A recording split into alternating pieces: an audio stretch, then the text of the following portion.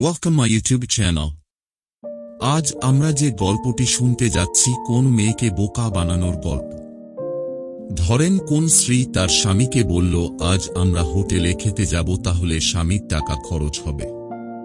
এই টাকা খরচ থেকে কিভাবে বাঁচা যায় সেটির উপায় নিয়ে আমরা একটি ছোট গল্প নিয়ে এসেছি। স্ত্রী বলল, বুঝলে, আজ রাত্রে আমি রান্না করছি না, হোটেলে খাব। স্বামী বলল, কোনো ব্যাপার না, ডন। স্বামী বলল, হ্যাঁ, তো কোথায় খাবে ভাবছ? একটা কাছাকাছি রেস্টুরেন্টে গেলেই হবে, কি বলো? স্ত্রী বলল, মোটেই না, আজ ক্যান্ডেল লাইট ডিনার করব, রয়্যাল প্যালেস হোটেলে যাব। স্বামী বলল, একটুক্ষণ চুপ থাকার পর, ও আচ্ছা, ঠিক আছে, তবে সন্ধ্যা 7টায় যাব তো, তৈরি থেকো। স্ত্রী বলল, শিওর।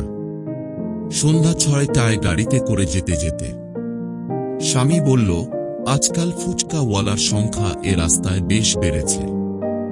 জানো তো, একবার আমি বন্ধুদের সঙ্গে বাজি রেখে 30টা ফুচকা খেয়েছিলাম, আর বাজি জিতে গেছিলাম। স্ত্রী বলল, এ আর এমন কি বাহাদুরি?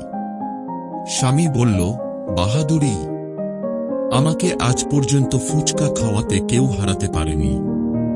স্ত্রী বলল, ছাড়ো তো, ফুচকা খাওয়াতে তোমাকে আমি গুনে গুনে হারাতে পারি। স্বামী বলল, তুমি হাসালে প্রিয়তমা, আমি ভালো মতোই জানি তুমি হারা হারবে। গোটা 20 বড়জোর, তারপরই হা হা হা। স্ত্রী বলল, হয়ে যাক চ্যালেঞ্জ, দাঁড় করাও গাড়ি এক্ষুনি। স্বামী 30টা ফুচকা খেয়ে কৃত্রিম ঢেকুর তুলে খাওয়া বন্ধ করে দিল।